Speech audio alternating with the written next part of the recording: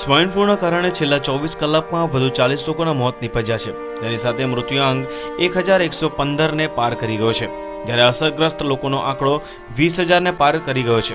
ત્યારે તંત્ર અને સરકાર હજુ પણ બધું જ કાબૂમાં હોવાના દાવા કરી રહ્યું છે।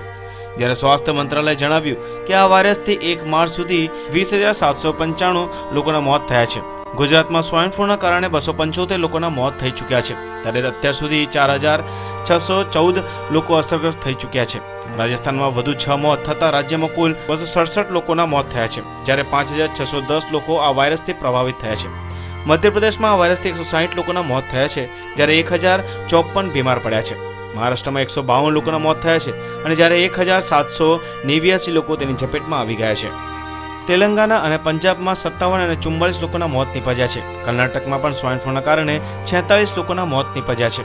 દિલ્હીમાં આ બીમારીથી 10 લોકોએ જીવ ગુમાવ્યો છે, જ્યારે આ બીમારીથી અસરગ્રસ્ત લોકોની સંખ્યા 3,110 થઈ છે।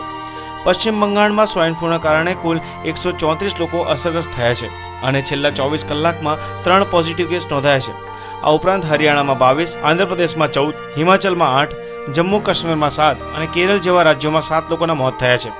આ બીમારી એક પછી એક એમ દેશના બધા ખૂણામાં પોતાની અસર ફેલાવી દીધી છે અને તેના કારણે અનેક લોકો મોતને ભેટ્યા છે તો અનેક તેનાથી પ્રભાવિત થયા છે। ત્યારે સરકાર અને તંત્ર બધું બરાબર છે એમ કહીને ખોટા દાવા કરી રહી છે।